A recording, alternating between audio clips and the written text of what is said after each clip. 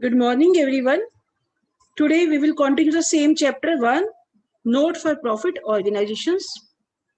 तो in previous lecture मैंने आपके साथ डिस्कस किया था कि what is the meaning of NPO, इसका मीनिंग क्या है, इसके एग्जांपल्स क्या हैं, एनपीओ और कमर्शियल इंस्टीट्यूशन में क्या डिफरेंस है. तो प्रीवियस लेक्चर में मैंने आपके साथ ये डिस्कस किया था. And today I'm going to discuss with you the accounting treatment of NPO. यानी एनपीओ में अकाउंटिंग ट्रीटमेंट क्या होता है, यानी आपको कौन कौन से अकाउंट्स इसमें बनाने पड़ते हैं.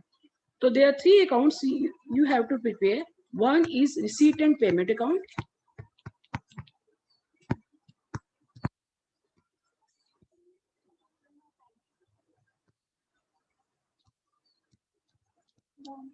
And second one is income and expenditure account.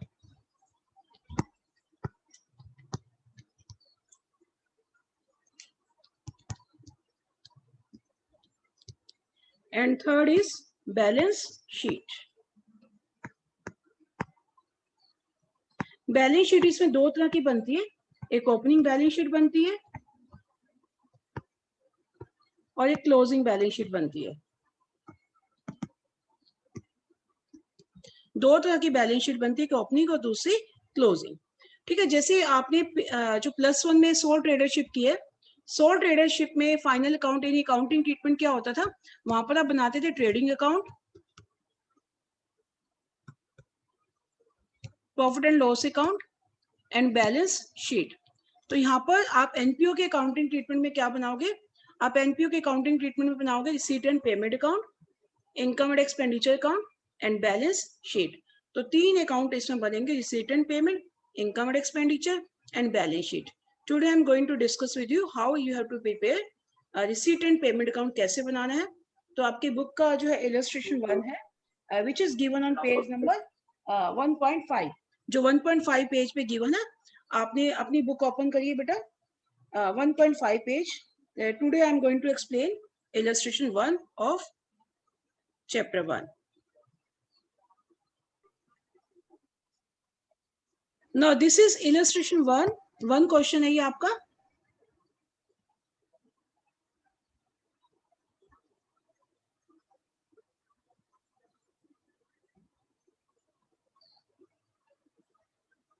तो इसमें क्या गिवन है बच्चे, from the following particulars relating to rotary club new Delhi prepare a receipt and payment account for the year ending 31 March 2021. यानी आपको यह रिसीट एंड पेमेंट अकाउंट बनाना है. देखो बच्चे +1 में आपने एक बुक बनाई थी कैश बुक. कौन सी बुक बनाई थी, कैश बुक.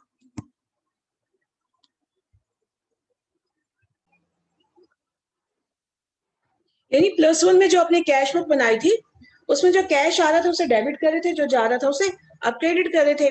अब इस रिसीट एंड पेमेंट अकाउंट में क्या आता है, रिसीट एंड पेमेंट अकाउंट में भी जो आ रहा है उसे रिसीट में लिख दो, जो जा रहा है उसे पेमेंट में लिख दो. बस सिंपल सी बात है, बस कुछ नहीं करना आपने. This is very much simple account. आपने बिल्कुल टी शेप अकाउंट बनाना है. जैसे टी शेप अकाउंट बनता है ऐसे, डेबिट साइड में रिसीट्स आ जाएंगे आपके जो पैसा आया, और क्रेडिट साइड में पेमेंट्स आ जाएंगी,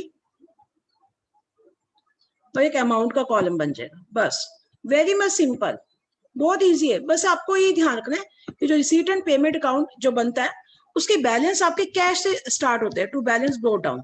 हमेशा ओपनिंग बैलेंस यहाँ आता है कैश, बैंक का या चेक का, और जो एंड में आंसर आता है क्लोजिंग बैलेंस कैश, बैंक या चेक का आता है. बस यही फर्क है, बाकी सारा कुछ ही. जो कैश बुक तो बल्कि थोड़ी सी डिफिकल्ट थी, उसमें कॉलम जो है बाकी बहुत सारे कॉलम बनते थे. कैश का अलग बनता था, बैंक का अलग बनता था, उसमें वाउचर नंबर था, लेजर फॉलियो था. तो इसमें कुछ नहीं करना, ये टी शेप है, रिसीट अमाउंट पेमेंट अमाउंट. बस डेबिट और क्रेडिट लिखना है, इसमें कुछ नहीं करना. रिसीट अमाउंट पेमेंट अमाउंट, कुछ भी नहीं करना. अभी मैं इसका डिटेल अभी आपको बताती हूँ. पहले मैं क्वेश्चन बता रही हूँ आपको क्या है. ठीक है, क्वेश्चन बताने के बाद ही मैं आपको डिटेल इसकी बताती हूँ. तब तक मैं इसको डिलीट कर देती हूँ ताकि क्वेश्चन रीड करना आसान हो जाएगा. ओके. नाउ सबसे पहले अब हमें ये छांटना है कि क्या कौन सी रिसीट है, कौन सी पेमेंट है. बस फटाफट उसे रिसीट को, सारी रिसीट को डेबिट में और सारी पेमेंट को क्रेडिट में डाल देंगे. तो यहाँ पर आपके पास कैश इन हैंड ओपनिंग दिया हुआ है. आपके पास ओपनिंग कैश इन हैंड कितना दिया हुआ है, 1 अप्रैल 2020 7500. तो ये क्या रिसीट है, तो इसे रिसीट में डाल देंगे। कैश और बैंक भी आ रहा है क्योंकि ओपनिंग बैलेंस रिसीट होती है और क्लोजिंग बैलेंस जो आएगा ना इनका कैश और बैंक का वो पेमेंट होती है। और कई बार क्या होता है कि आपको यहाँ पर क्लोजिंग कैश और बैंक का बैलेंस नहीं दिया होता, तो जो बैलेंस आ जाता है ना, यानी डेबिट साइड ज्यादा होगी वहां पर और क्रेडिट कम होगी, जो बैलेंसिंग फिगर होगी क्लोजिंग कैश और बैंक का बैलेंस होगा। तो देखते हैं इस क्वेश्चन में क्या है, ये दोनों रिसीट है, ठीक है, पता लग रहा है। उसके बाद subscription collected for the year ending. अब सब्सक्रिप्शन कलेक्ट की है ईयर एंडिंग में, तो कलेक्टेड है, कलेक्टेड मतलब पैसा आया है, तो ये चाहे वो इस साल का हो, चाहे रिसीट एंड पेमेंट अकाउंट में एक बात ध्यान रखनी है कि आपको चाहे इस साल का हो, चाहे अगले साल का हो, चाहे प्रीवियस ईयर का हो, जितनी भी रिसीट है तो सारी आती है, हमें उसमें ये नहीं देखना कि जो मिल गया उसी को लिखना है, चाहे पिछले साल की मिली है, चाहे इस साल की मिली है, चाहे अगले साल की मिल गई, एडवांस वाली भी आ जाएगी और पिछले वाली भी आ जाएगी। तो इनकम एंड एक्सपेंडिचर जो हम प्रॉफिट एंड लॉस बनाते थे उसमें सिर्फ एक ही साल का ट्रीटमेंट होता था, और जो वहाँ कैश बुक थी वहां पर भी एक मंथ का ट्रीटमेंट था, लेकिन यहाँ पर पिछले साल का, इस साल का, अगले साल का सारा ही आता है, ठीक है, सारी रिसीट, जो पिछला जब बैलेंस बचा हुआ था वो भी आ जाएगा, इस साल का भी आ जाएगा और अगले साल का भी आ जाएगा। तो ये सारी रिसीट तीनों साल की ये सारी रिसीट में आ जाएगी सब्सक्रिप्शन। सब्सक्रिप्शन कलेक्टेड, कलेक्टेड पैसा आ रहा है, तो इसमें कोई फर्क नहीं पड़ता, कोई क्लोजिंग स्टॉक नहीं है ये। तो कई बार बच्चों के माइंड में आता है क्लोजिंग स्टॉक है, क्लोजिंग स्टॉक क्या है, पैसा आ रहा है। सब्सक्रिप्शन क्या होती है बेटा, सब्सक्रिप्शन होती है जो मेंबर्स पैसा देते हैं, ठीक है। वो इसके बाद में आपको इस क्वेश्चन को कराने के बाद जितनी जो टर्म्स होती है वो भी बताऊंगी मैं आपको कि इसमें कौन कौन से टर्म्स है। सब्सक्रिप्शन क्या होता है कि जैसे कोई भी मेंबर, अगर कोई भी पर्सन अगर एनपीओ का मेंबर बनना चाहता है तो मेंबर बनने के लिए जो फीस देता है उसे सब्सक्रिप्शन बोलते हैं। तो ये एनपीओ में आ रही है, एनपीओ के लिए इनकम है, पैसा आ रहा है, आ रहा है तो रिसीट, ठीक है, एनपीओ के लिए पैसा आ रहा है तो रिसीव्ड। आपने कुछ नहीं सोचना, बस जो आ रहा है किसी से भी आ रहा है तो रिसीट में, किसी से भी जा रहा है पेमेंट में। अब जैसे लिखा डोनेशन रिसीव, तो आ रहा है पैसा, तो ये भी क्या हो जाएगी रिसीट में।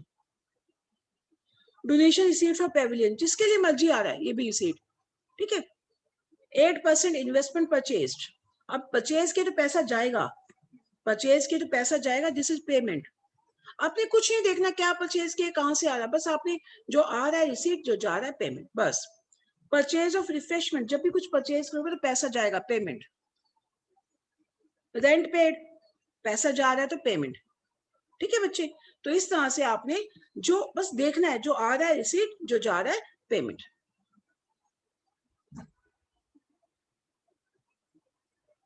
अब नेक्स्ट क्या है इसमें,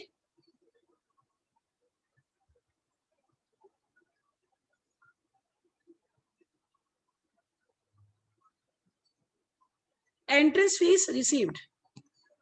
अब देखो रिसीव्ड है तो क्या हो जाएगी रिसीट में, कितनी एंट्रेंस फीस है 18,000, तो रिसीट आ गई है। Interest on 8% honorarium to secretary.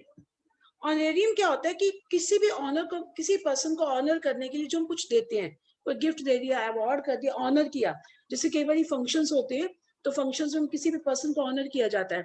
ये एनपीओ में कोई भी पर्सन आता है, कोई भी सेलिब्रिटी आती है, कोई भी पर्सन आता है तो उसे हम ऑनर करते हैं, बुके दे दिया या कुछ प्राइज गिफ्ट दे दिया, कुछ भी दे दिया, तो this is known as honorarium, ठीक है, दिया है तो दिस इज पेमेंट, तो इसे पेमेंट में लिखेंगे। इंटरेस्ट ऑन 8% इन्वेस्टमेंट, इन्वेस्टमेंट के ऊपर इंटरेस्ट रिसीव्ड होता है, मैंने +1 में भी बताया था।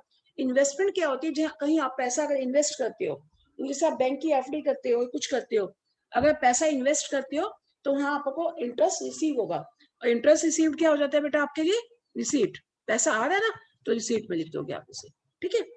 फर्नीचर परचेज, अगर फर्नीचर परचेज करोगे तो पेमेंट है, ठीक है, पैसा जा रहा है, तो this is called payment. Sale of old furniture, कितने का था हमें इससे मतलब नहीं, जितने में सेल की हमें उससे मतलब है।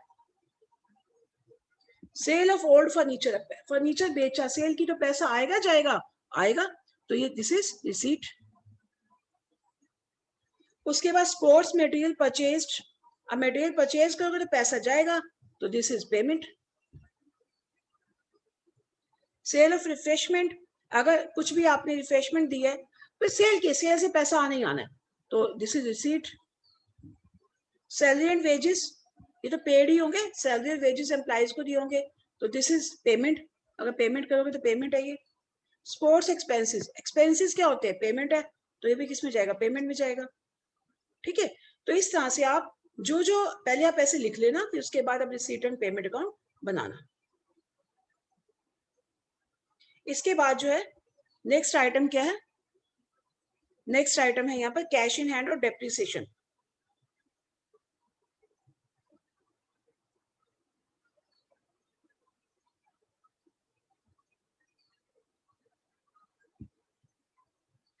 कैश इन हैंड देखो, क्लोजिंग कैश इन हैंड है। जो क्लोजिंग मैंने बोला था कि जो ओपनिंग वाला है वो डेबिट में जाता है और क्लोजिंग वाला क्रेडिट में जाता है, पेमेंट में जाता है। यानी ओपनिंग वाले जितने भी कैश एंड बैलेंस है वो रिसीट थे और क्लोजिंग वाले पेमेंट है। तो आप यहाँ एक ध्यान रखना बेटा, क्योंकि आपके पास जो ओपनिंग था ना बेटा वो ज्यादा था। देखते हैं क्या क्या था वहां पर। था हमारे पास, देखो वहां पर था ये बेटा, दो चीजें थी आपके पास। यहाँ पर आपके पास दो चीजें थी, कैश इन हैंड और कैश एट बैंक, ठीक है। और यहाँ पर कितनी है, यहाँ पर आपके पास कैश इन हैंड गिवन है। क्वेश्चन में क्या गिवन है, कैश इन हैंड गिवन है। जब कैश इन हैंड गिवन है बेटा, ये क्लोजिंग है, वो 20 था, 20 ईयर्स का, यानी हम क्लोजिंग बना रहे हैं ईयर एंडिंग 2021। तो 20 वाले ओपनिंग हो गए और 21 वाले क्लोजिंग हो गए, ठीक है। तो यहाँ पर रिसीट एंड पेमेंट बनाना है 2021 का बनाना है। तो 20 ईयर वाले ओपनिंग हो गए, 21 वाले क्लोजिंग कैश बैलेंस है। तो क्लोजिंग वाला ध्यान रखना हमेशा पेमेंट में आएगा। और डेप्रिशिएट फर्नीचर 10%, फर्नीचर देख लेना कितने का परचेज किया था, इट इज 20,000 का परचेज किया था।